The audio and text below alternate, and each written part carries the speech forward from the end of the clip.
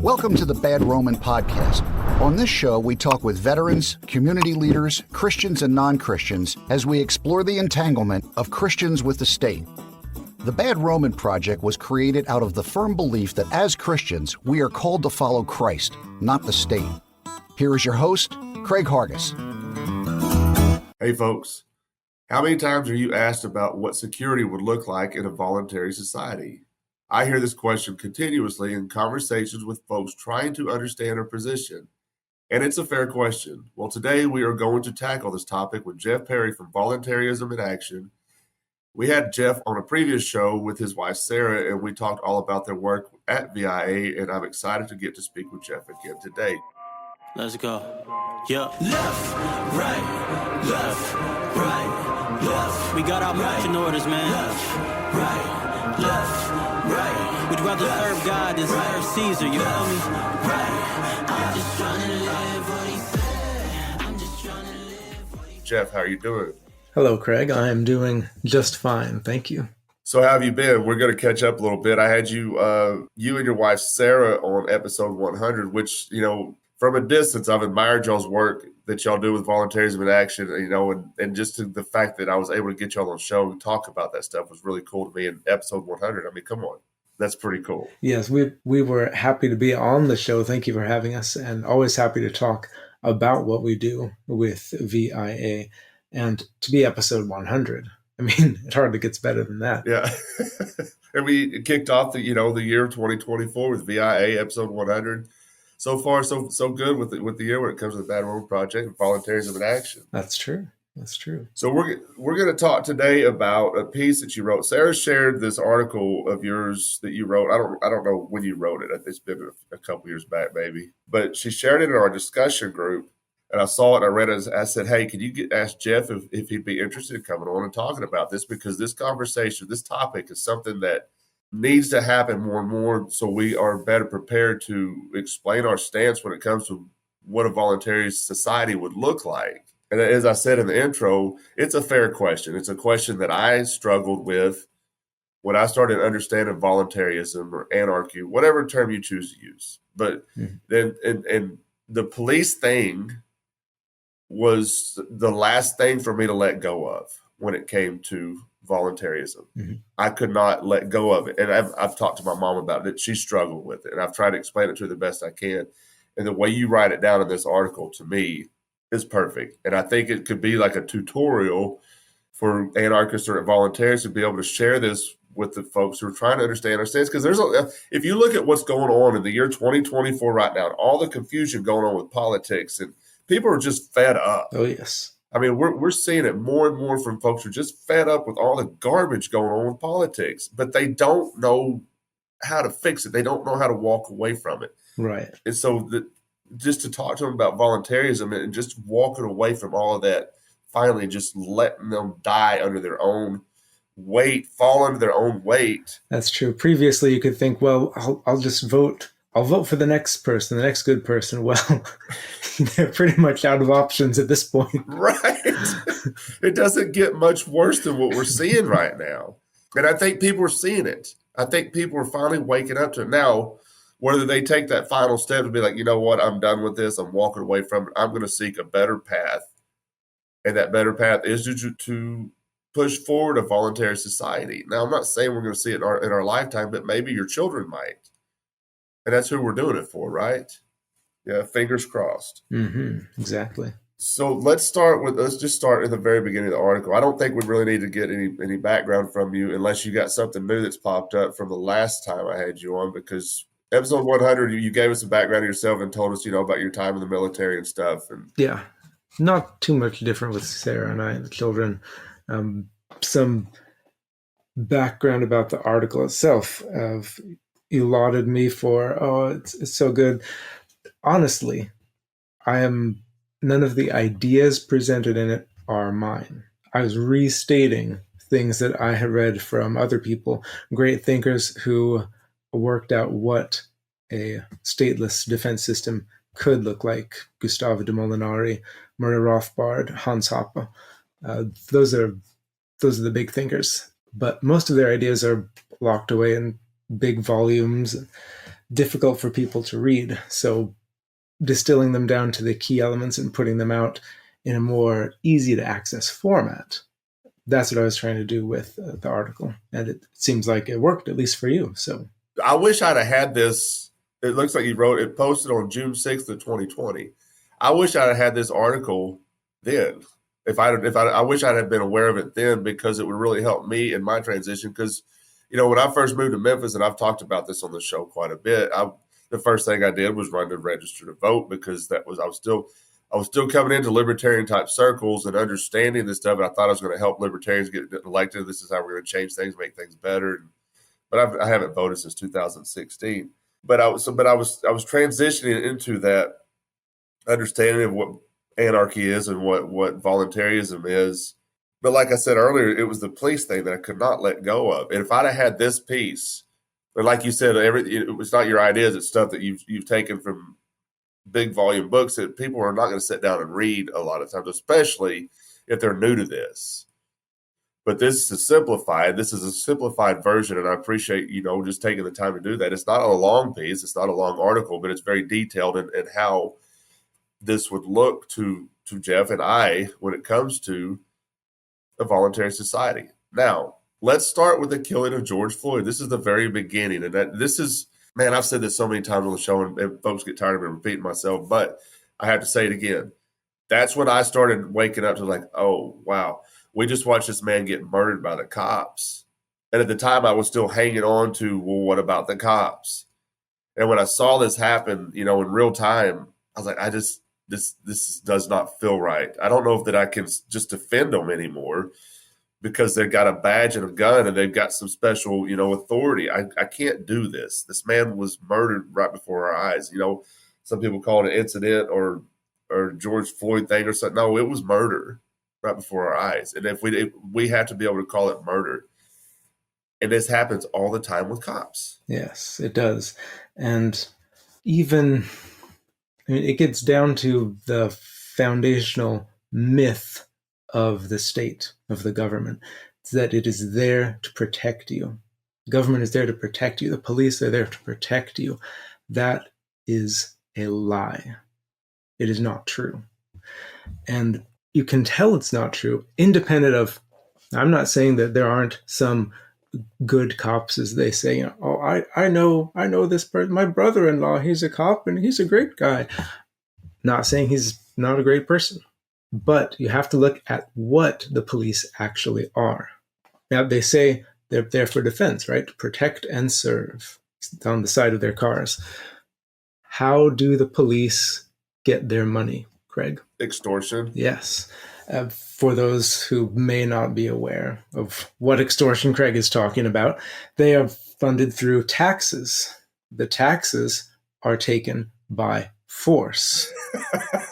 The police are allegedly there to protect you from force, including theft. So they are stealing from you to protect you from the very thing they're stealing from you. So it creates this circle, I should say, of illogic, where what are the police protecting you from? And the answer at its core, the police are protecting you from what they will do to you if you do not pay them. That is what the police will always protect you from, what they'll do to you if you don't pay them. But are they going to protect you from your house getting robbed? Of course not, unless they happen to be there. But they'll show up after to take some notes. But the very foundational myth of the police is that they are there to protect you, and they are not.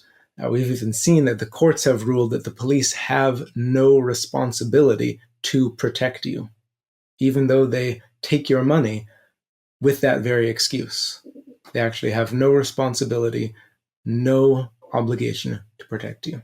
Yeah, you said something earlier too. I want to kind of go back to, because you were talking about how people's like, well, there are good cops. My uncle is a cop and he's a great person. I've heard this same argument continuously from people. The guy I work with, his brother's a cop. He goes, my brother's a cop. He's not a bad person. I was like, maybe. I know cops. I have friends who are cops, and I know how they are outside of that badge, outside of that uniform, outside when they don't have that pistol strapped to their waist. I know how they act that way. Mm-hmm. How are they behaving when they got that badge, when they got that uniform, when they got that pistol strapped to their waist? There's a difference. There's something that happens to them. Mm-hmm. That's a great point. There's something that changes in their mind, and I don't get it, because I'm just following orders. I'm just following the law. Well, what if that law is immoral? Mm-hmm. You can get on a social media thread and you can see people thanking them for their service and thanking you for protecting us, and it's just vomit. They're just vomiting the same rhetoric that I used to say. Absolutely. If I get pulled over for speeding, where's the victim? Well, it's just in case, just to keep you from, causing more harm by speeding. I'm like, people driving 20 miles below the speed limit are going to cause more harm than me doing 10 miles over the speed limit. I got pulled over, and I've said it before, I got pulled over doing 30 in a 20 because I was coasting downhill. And I told the guy, I said, where was the victim? I said, there was me and no other vehicle other than the cop sitting around the corner where I couldn't see him when he pulled me over. I said, where was the victim? Mm-hmm. I'm the victim. You're the victim, Craig. Yes.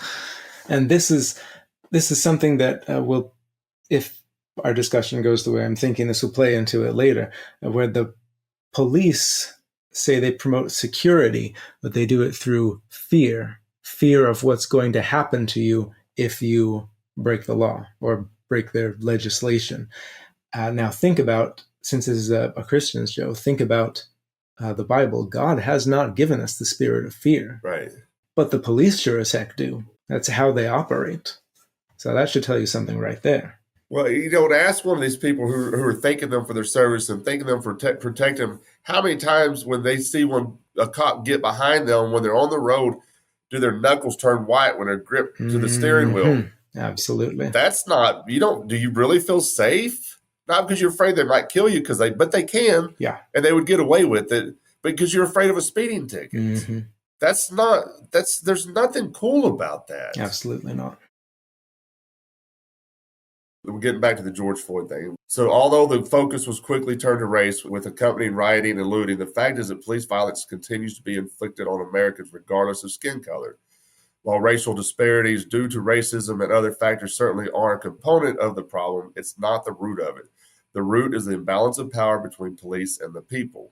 Let's talk about that for a second. We're still in the very beginning of this piece, because that needs to be understood too from folks before we get into what we think would look like in a voluntary society with security or defense. There is an imbalance of power. Absolutely. A terrible imbalance. And there's nothing I can do about it because they've got the quote unquote authority. They've got the power. That's true.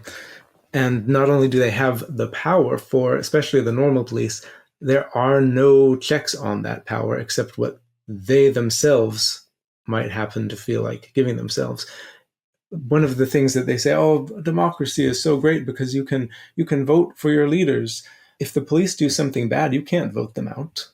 At the most, they'll be put on paid leave, and you're still paying them now to do nothing. At least they're not hurting you when they're on leave. So that's something, I suppose. Yeah, who's investigating them, though? The police themselves are. I mean, it sounds like the mafia to me. It sounds exactly how the mafia works. Yes. Well, back to what we said, the police protect you from what they'll do to you if you don't pay them. It is literally a protection racket that doesn't even protect you. The police have what's called qualified immunity, meaning that you can't sue them when they violate your rights. They're subject to internal police discipline, the discipline of other cops who have every incentive to go easy on the offender. In essence, police form a class that is protected by the government from direct consequences of their wrongdoing, being allowed to get away with crimes that anyone else would be arrested for. And I think this is such a great point, too, because the way they behave, if you and I were out there behaving the way cops behave, we'd be locked up in a cage immediately. Mm-hmm. Yes. It's and we should be, yeah, because it's not an acceptable way to behave. Exactly. But they, like you said, they've got qualified immunity. That's, man, I don't want to sound like I'm whining, but man, it's just so unfair.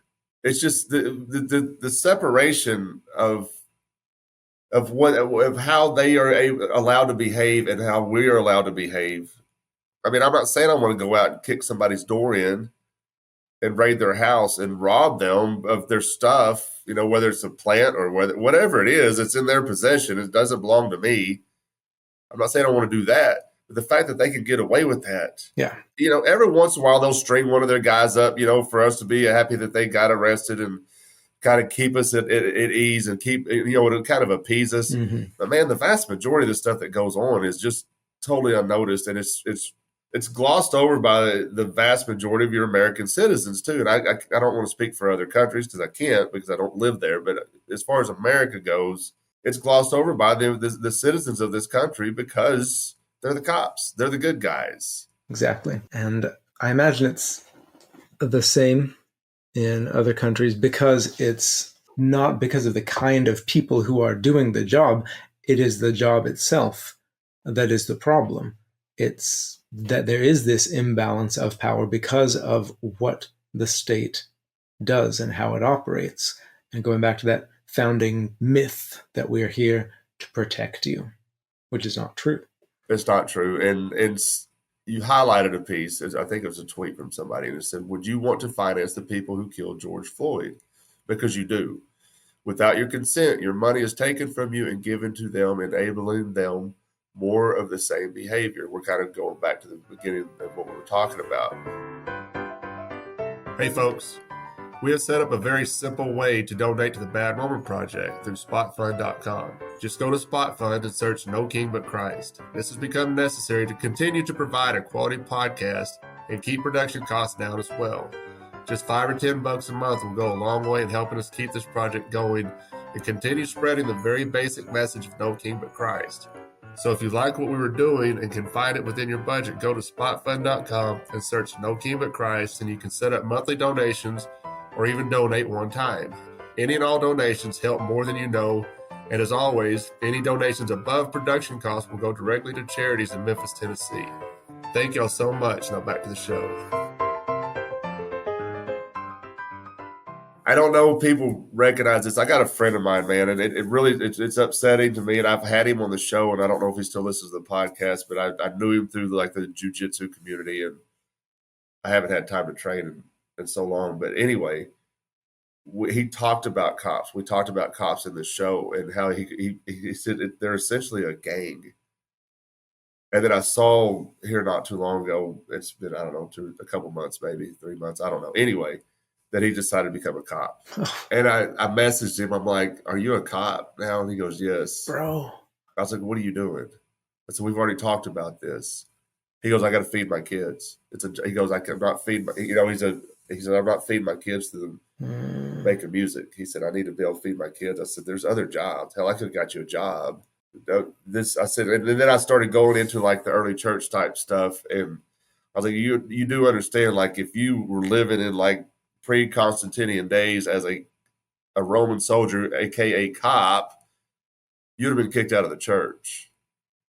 That's how strict they were about it. So you can't. I said, and I was trying to talk to him as nice as I could about it because it upset me. But I was like, dude, I want you to understand. I'm coming at you from a place of love. I'm not trying to beat you over the head. I understand you got kids. You want to feed your kids. I said, but man, what are you doing? Mm-hmm. And it really upset me for a long time. I haven't talked to him since, or I haven't seen much of him on social media actually. But maybe he went silent because he's a cop now. But the whole idea that it's a job, I got to feed my kids. And I told him too, I was like we were talking about earlier, I said, you're being paid through extortion. Actually, I don't know if I told him that. I went on several social media rants after that, talking about how cops are being paid through extortion because I know other cops and I know people supporting this. And I think we talked about this the first time when y'all were on the show about, and you brought it up about kind of people easing you into the understanding of stuff. I don't want this to sound like a cop hating show. That's not what I'm doing here. That's not what me and Jeff are doing here. What we want people to understand is the way they are paid, the way they behave is unethical. Mm-hmm. 100% of the time. You can't, even if they do something right in our eyes, they are still being paid through unethical ways. And not only that, the system is set up to encourage and perpetuate that unethical behavior because they have a monopoly not only are they funded by taxes, they do not allow you to go to someone else and purchase policing services from them. You have to purchase it from your purchase. You have to fund your local police agency, and you don't have a choice. So monopolies always produce worse services at a higher cost. Always, even if that is a government monopoly. Yeah, and I've said often too, man, that the government, the state, only is set up to protect itself in every fashion, because everything they do is just set up to protect their way of life, the way they want to run things, and they'll do it at all costs, even if it means murdering somebody. Absolutely, or many somebodies, as we saw in the war between the states, or the war of northern aggression, as I like to call it. Right. People say, no, thank you, we don't want to do this anymore. And the federal government says, over your dead body.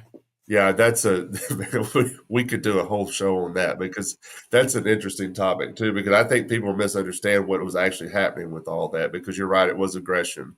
And it was a state trying to protect itself, trying to keep its existence alive.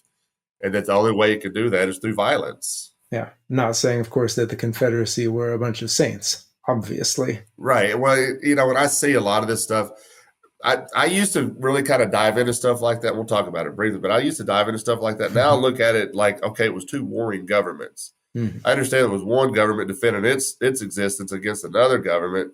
But at the same time, I was like, I don't know. I just don't think – I know for a fact Jesus wouldn't condone any of that was going on. He wouldn't even condone the government themselves, period, because he knows – Jesus knew they were based on violence. They killed him. Yeah. The government murdered him. I want to get into, like, what would you see – how would you explain what a voluntary society – in a voluntary society, what a voluntary police force – not maybe force is the wrong word – security team, or whatever you want to call it, what would that look like to Jeff Perry? I've got my own ideas, and the way I've explained it to folks is like the difference, because they automatically think that we're running into lawlessness if there's not going to be cops, and that's just not true, because there's going to be some kind of – nobody said the cops are going to go away or policing is going to go away. The difference is they'll be beholden to the public and not to some crooked politician. Right. Now, the most basic thing that you could think of would be like local security teams, like a neighborhood watch type of a thing.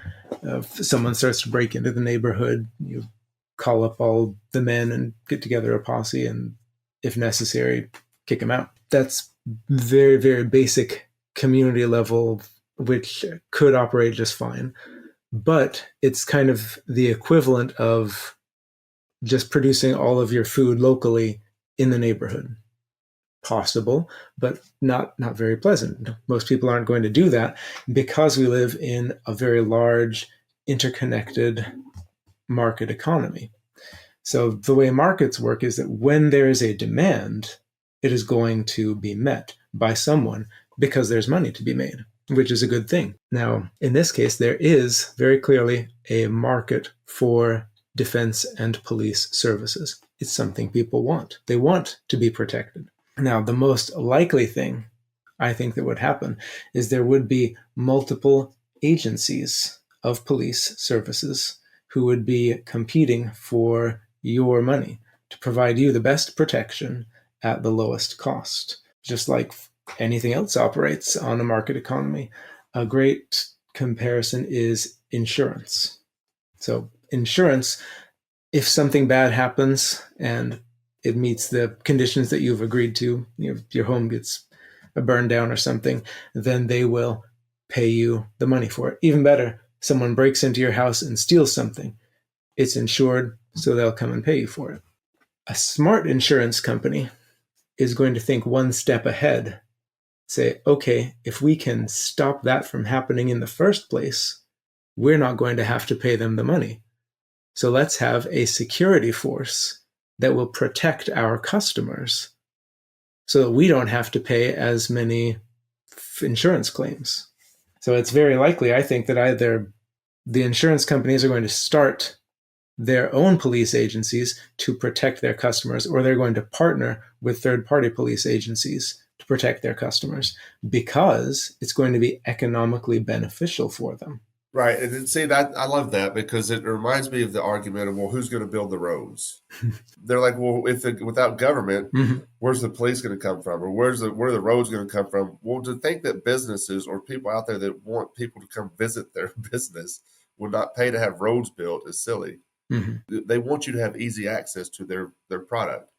And I think the same thing goes along with this. Have you ever read the book Chaos Theory by Bob Murphy? I know of Bob Murphy, but I have not read that book by him. Okay, so what you were talking about with the insurance type stuff reminds me of what I read in that book about that, because the way he kind of explained how that would look like if you've got somebody who breaks, quote unquote, the law or whatever the rules are of this society, somehow his insurance, somehow, I can't remember specifically, but somehow the insurance, he won't be able to get insurance to protect himself, and basically he'll be cast out of the society, and it will just be him. So he can't go against the entire neighborhood by himself, because they're like, how are we going to compensate somebody who's been done wrong by somebody? Say somebody broke into your house, stole your weapons, or stole whatever out of your house. You knew who it was. How are you going to be compensated without getting your stuff if you can't get your stuff back? Well, something to do with the insurance. So what you were describing was, as far as insurance companies, reminded me of that book. And I think it's if you haven't read it, I would recommend picking it up. To me, it's a very cool way of explaining how this society would look. And we're talking specifically about cops or security force or whatever you want to call it. Somebody's going to pay for this to happen. Not everybody's going to have enough money to provide for their own security team. True. And I think that needs to be brought up too, because there's not everybody's in the same class when it comes to how much money they make, how much money they have. So what about the folks who are poor? How will they be protected in a voluntary society? Well, that's a great question. And there are several possible answers. One is, of course, what we mentioned earlier, just the neighborhood watch. Another is there's, of course, gratuitous providers. Like right now, there are doctors and such who treat people pro bono. They do it for free. There's the very strong possibility that would happen as well. There's also, there are nicer neighborhoods and there are not so nice neighborhoods. Yeah, I live in Memphis. Oh, okay. So even if, gosh, there's just so many ways it can play out. And that's the difficult thing, by the way. Once there is actually a free market, there's no telling what exactly people will come up with to meet the need. In fact, that's a good way to look at it. So let's look at pretty much any other service that's available in the United States. Food. Poor people get food.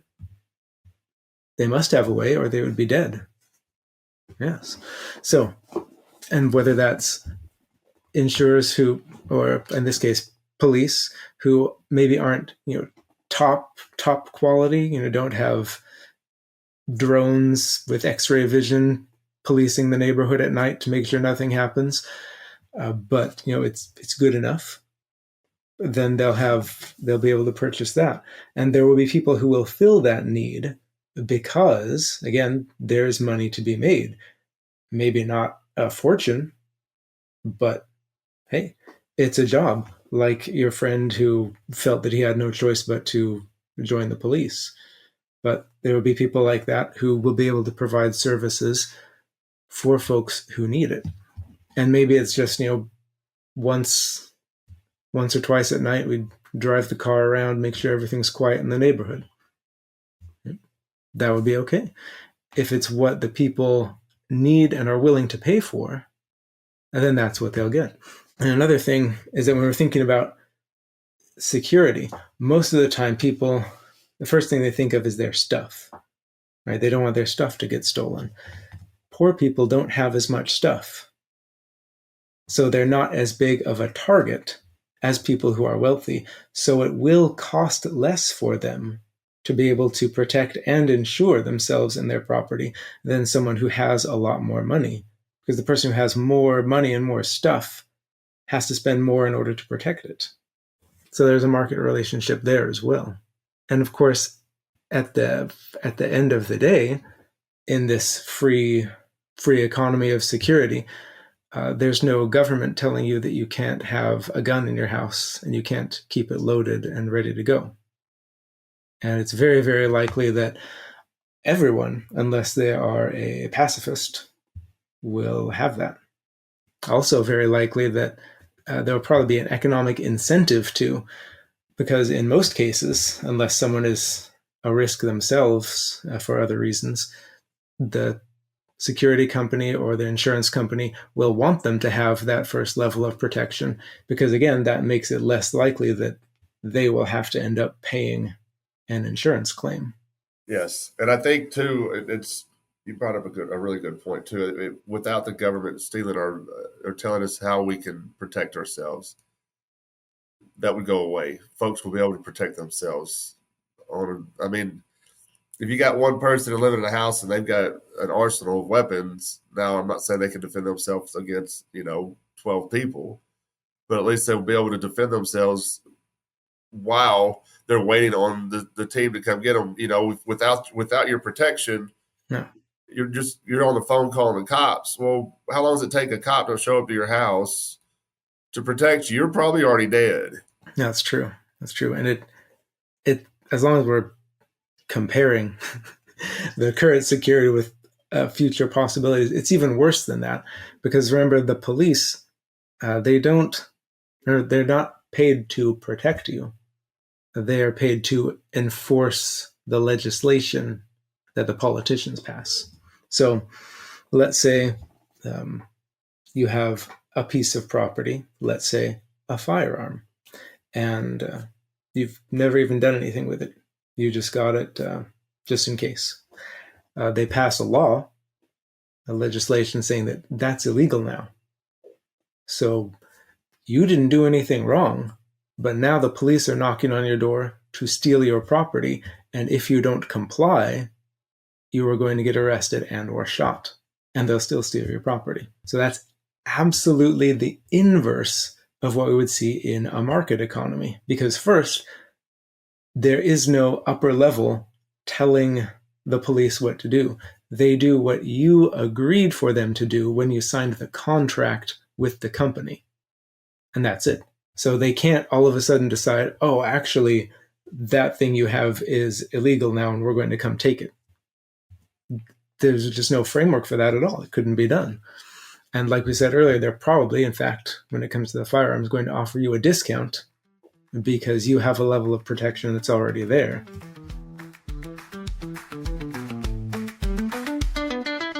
Hey folks, do you like salsa?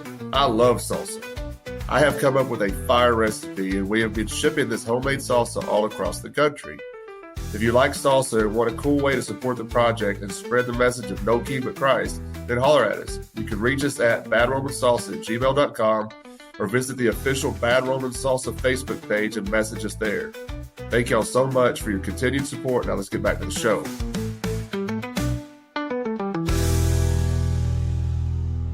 I think this is another thing too that people in a voluntary society misunderstand, that they think that it's just not going to be any rules, and it's just not true. There's going to be rules that if you're going to be a part of this society that you voluntarily agree to be a part of, you're going to abide by these rules. Humans always do that. I mean, from everything, it's all based on human interaction, and in the end, what makes things pleasant and safe for us and what makes things work, that's all the way through basic courtesy. Hello, sir. How are you doing today? Very nice. Please. Thank you. All of the basics, up to not punching someone in the face because they say something you don't like. So all of that is, that all happens completely naturally. And most people, unless there's something wrong with them for one reason or another, comply with those unspoken rules that are just produced by the interaction of humans with each other naturally. Now, when it comes to in the free market for security, there's no grand body of politicians imposing legislation on you. It's all coming from the ground up for how people interact with each other. Now, granted, there there are different kinds of people with different belief sets. So one possibility for what would happen is that those people having similar beliefs would interact more with each other than with other people. Christians, great example. So there's lots of different kinds of Christians, Catholics, Protestants, etc., etc. So thinking about it from the framework of security, protection, contracts, it's exceedingly likely that you would have security firms, for example, that are based on Christian principles and would offer, we might say, a biblical-based security model to their customers. But let's say there's someone who is an atheist or a Muslim.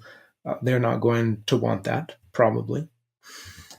But there will be people who will cater to them as well, different kinds of security agencies for them. So, for example, Catholic marriage laws and the contracts there tend to be pretty strict, from what I understand. I'm not a Catholic. But then you would have security agencies who would enforce such contracts from a Christian perspective. And both sides would have agreed to that beforehand.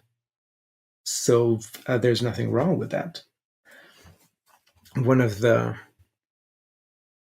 classic examples that we have right now is that even though people are pacifist, for example, the government still steals their money and uses it to harm people against their values. There would be none of that at all, because you would be paying your money to people who would protect you in a way that you value, in a way that you want them to, not acting against not only your best interest, but your beliefs. And then someone might say, well, that all sounds very nice, but then what happens when two people from different groups have a disagreement? Then what are you going to do? The armies are just going to come, the defense agencies are going to start fighting each other, and then there's just going to be one that's going to take over, and it's going to be the government all over again, so checkmate. But again, these are not governments who are out for power. These are agencies who are out for money. They want profit. And unless you have a captive body of people that you can extract money from through taxation, there are few things less profitable than war, because it's very expensive, everything gets destroyed, and a lot of people die. And especially since we're primarily looking most likely at insurance companies who are either owning or partnering with the police agencies, they don't want a war, because then they're going to have to pay insurance premiums, not premiums, payouts. And so they don't want that to happen, an additional economic incentive. So they're not going to be incentivized to fight each other to decide whose client is going to prevail. That's a completely statist model of thinking. They're going to want to cooperate for their own mutual economic benefit.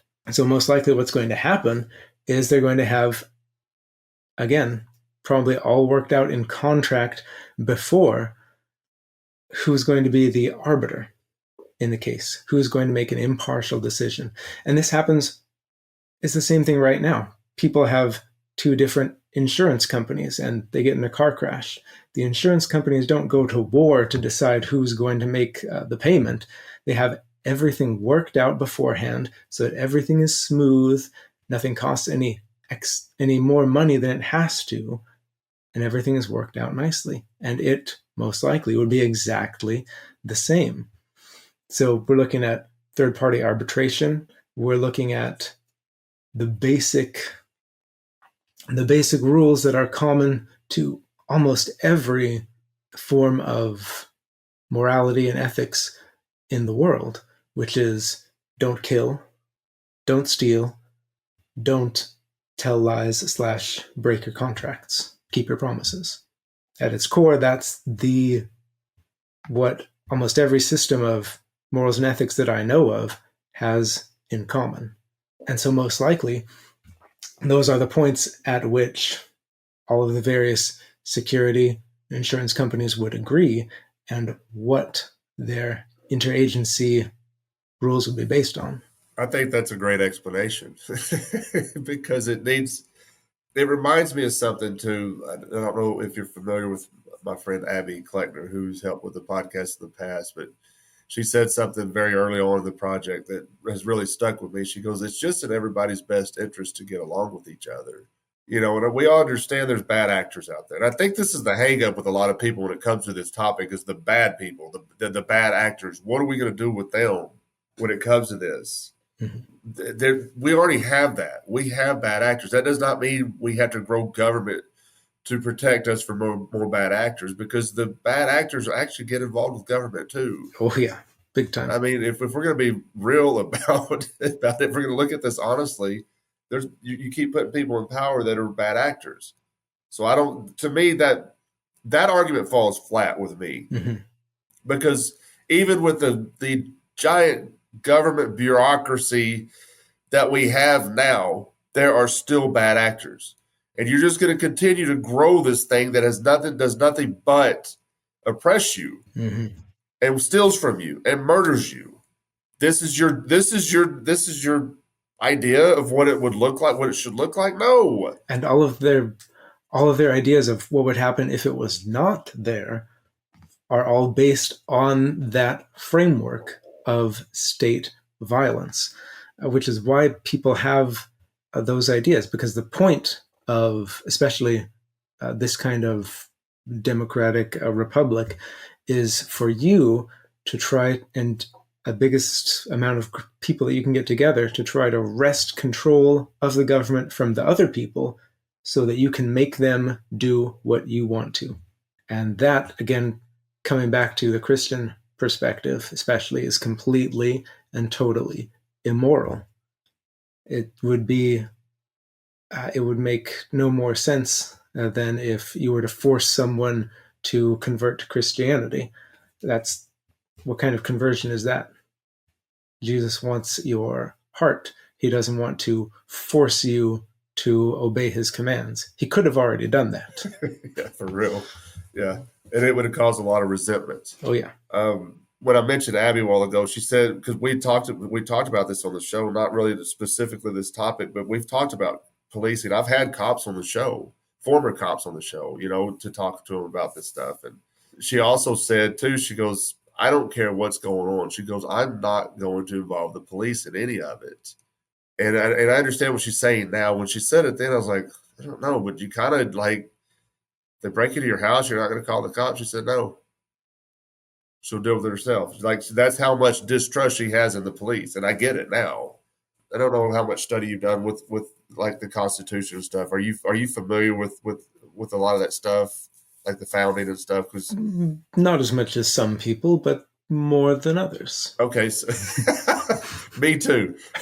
I'm with you. So, I mean, I did enough to study of the founding and the Constitution to lead me into anarchy. Let me put it that way. So,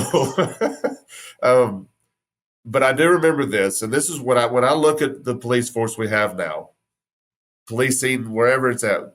There was something in the Constitution. There's not supposed to be a standing army, mm-hmm. and this is how I view policing today. This is a standing army. Mm-hmm. There was actually if you look at the way they've set up policing now, it's unconstitutional. They shouldn't even exist under the law of the quote unquote law of the land. But here we are. Especially more and more as the police become militarized, as they pick up old military equipment, as veterans who are trained as soldiers to kill people end up joining the police.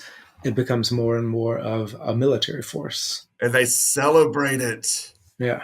I saw a post not too long ago, somewhere down in Texas, they got this big giant, I don't even know what it was. I've never seen anything like it. But it was you could tell it came from the military. And now some little town in Texas owns this thing. And somebody said, I live in that town. I don't know why they did this thing. This town is full of rich white people. What are they going to do with this thing? I don't know. But they were sure celebrating it. I mean, they thought it was the coolest thing. And I was like, this is disgusting. It's pretty horrible. One recently here, we live in rural Missouri. Okay, so rural, small town. The police chased someone down with an infrared drone. So at night, they were able to track this person with an infrared drone, and they were able to sick their hounds canine unit on the person. They had to go to the hospital. Want to guess what their crime was? They sold a car. No, it wasn't even that. They purchased a car that had been stolen. That was their crime. Did they know it was stolen? I don't think so. But yeah, they had to go to the hospital being mauled by the police's animals after being hunted down at night by their infrared flying machine because someone else did. I think Sarah shared something. Cops and their dogs chasing something. This guy was running for the police. Is it the same one? Yeah, I think that was the one. And if you go and read the thread of the people celebrating this dog and the actions of this, and your wife made a very good point. She said, regardless of whether this guy's a criminal or not, and I'm paraphrasing what she said, regardless if he's a criminal or not, this is inhumane to treat another human being like this. I don't care if he's a criminal or not, but to watch, and I have to imagine that the vast majority of these people that were celebrating this were Christians. Oh yes, rural Missouri, they certainly were. It's just so mind blowing to me to see, to just the support, man. But man, I guess it's, to be fair, and I've said this often, I was the same way. Well, yeah, and I think I was too. And I think because of this incredible statism of society, because of the state and the government, that's the way people are. It's like people who live in a home that just has the most horrible smell, like cat urine and rotting food, but they don't notice it because they're just there all the time. And they usually don't get to smell fresh air. It's the same kind of a thing. We're just raised with these beliefs that are just so terribly abhorrent, and we don't know it because that's all we know until we start to think and are exposed to other ideas, and then our minds are just blown. Sarah, she brought up a point when I posted in our discussion group about this conversation, get people kind of to read the piece first of all, and to kind of get prepared to when we share the podcast. But she brought up something that I think is an interesting point, and I think she mentioned it to you as well, about we already have private prisons and we see how those are run. What about how is that going to be different than private policing? That is a good question. So first point, private prisons is a misnomer. They may be run by a private entity, but they are run with the government's rules at the behest of the government, using the government's police and the government's legal system. So just because the government puts a private corporation in charge of doing something, that is not at all the same as doing something on the free market. If anything, if I was this cynical, I would say it's a deliberate ploy by the government to tarnish the free market and to get people to have more trust in the government. But, what would happen? Free market prisons. So going back to, this is actually a really good point, because surface level, you would think, oh yeah, those awful private prisons, they're keeping people locked up for money. We don't want to do that. But the reason that's happening again is because of the government's legal system. Back up a bit. So, Craig, someone comes into your house and they steal your television. That's terrible. You've got a huge television, right? It's worth a lot of money. But someone steals it. The police go after him. They grab him. Your television is long gone. Do you get any money back? Absolutely not. You don't get any money. You don't get your television. The police turn him over to the courts. The courts decide, all right, you are going to prison for 5 years because of what you did to Craig. Are you any better off because of that, Craig? No, you were worse off because who's paying for that prison? You are, through your taxes. So not only were you stolen from, that means, first off, the money the police took from you for protection didn't protect you. Now you're out of television as well. And now for the next 5 years, you are paying for room and board for the person who did that to you. So that's 3 times, at least, the government system has harmed you. Now let's flip it around. So private security run by or cooperating with a private insurance company who is applying the privatized law. So their whole object is to maximize their profit, which in this case means making sure that nobody steals anything from you. So let's say someone gets past all of that. They manage to steal your television. Okay, so first off, the police then did not do their job.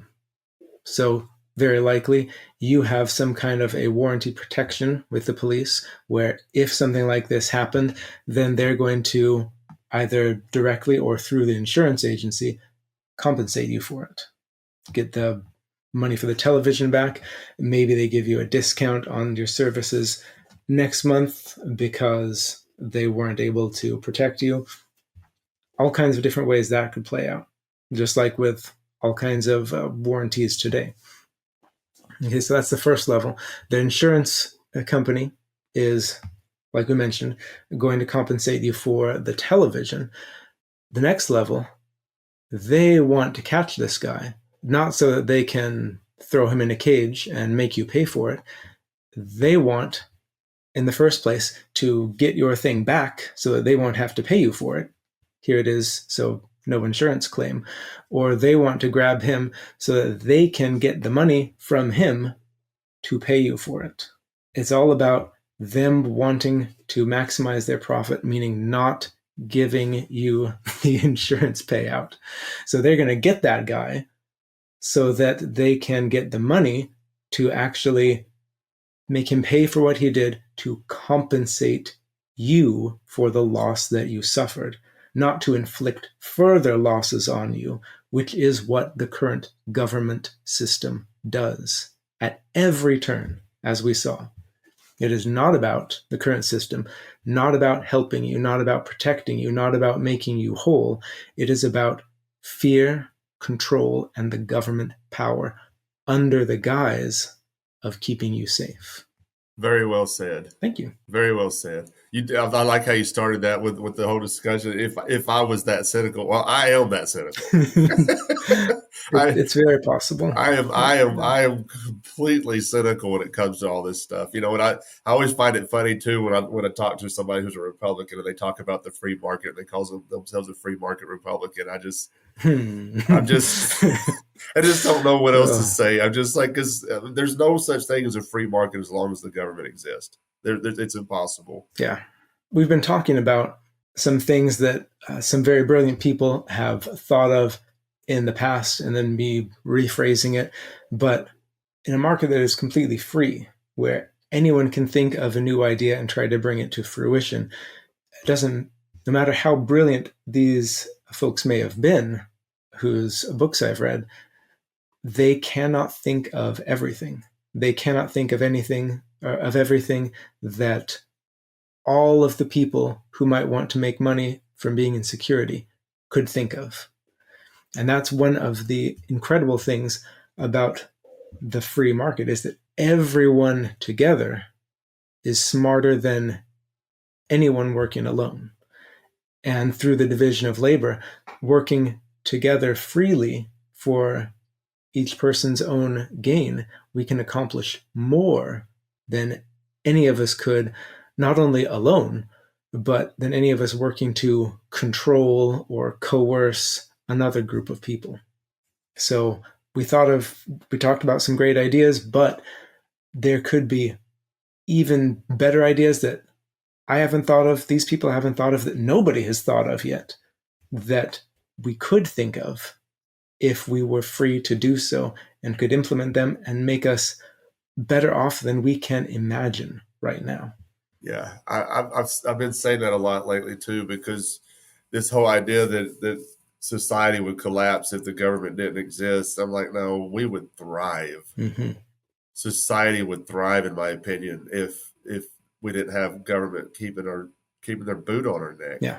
I mean, nobody will ever convince me otherwise at this point. I mean, I'm too far gone with this whole idea that we need government. We don't need them anymore. We never did to begin with. And I think when we get to a critical number of people who realize that, then that will be the key turning point. Because I think as long as there are people who feel that need, that, oh, we need the government to protect us, who believe in that foundational myth, even if something did happen to the government, they would try to set up another one. Might be better, might be worse, but they would still try it because they wouldn't yet realize that it is a myth that the government does not protect us and does not keep us safe. In fact, makes us, as you said, worse off. But I think the more people know that and realize that, the better off we're going to be, and the closer we're going to get to the point where we do not have the coercive entity that we call the government. We just got to keep talking. I mean, I'm not convinced that we'll see it in our lifetime or my lifetime. Someday.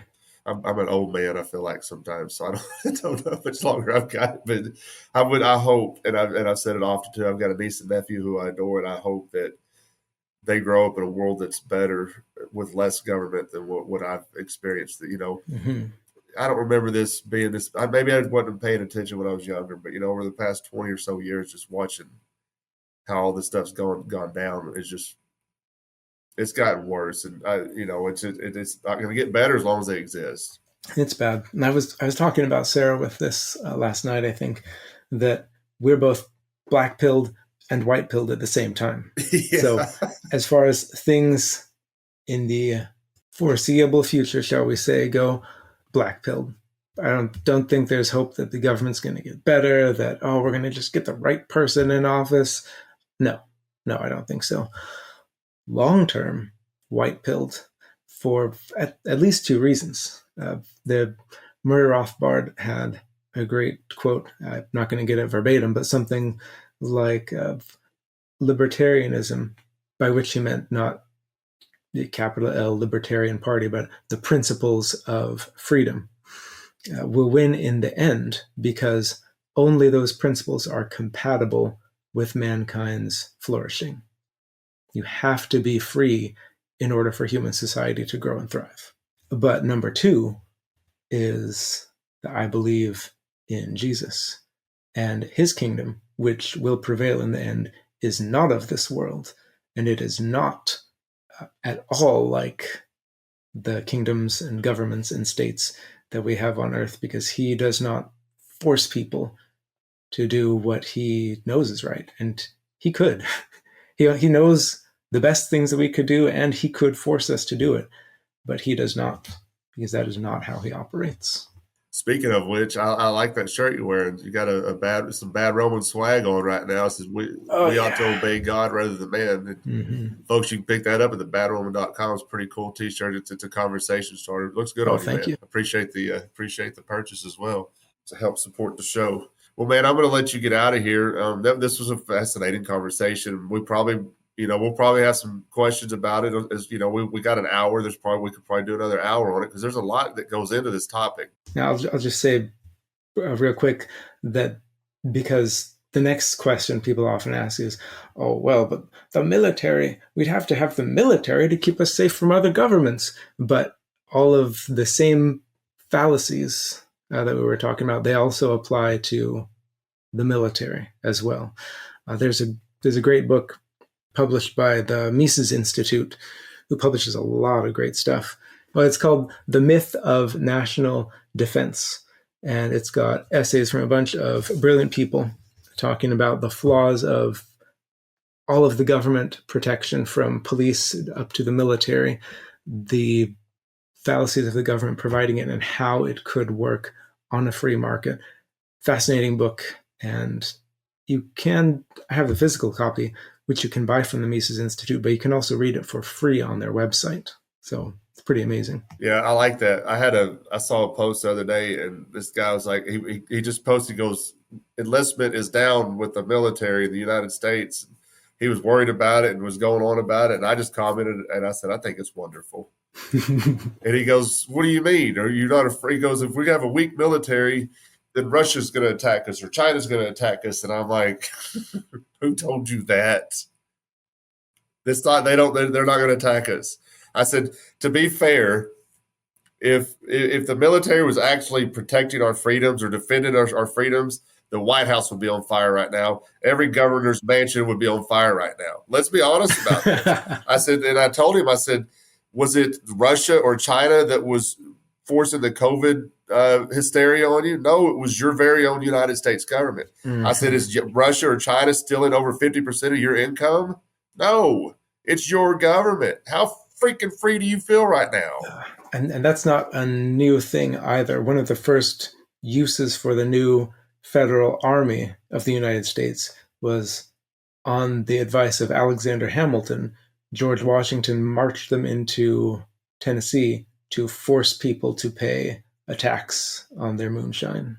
Yeah, the Whiskey Rebellion. Yeah. Yeah. You know, that when people espouse the Constitution, I'm like, it's been violated from day one. Don't pretend that they ever followed this. That George Washington, the very first president, followed it, because he didn't. He violated it immediately. So yeah. Don't talk to me about the Constitution.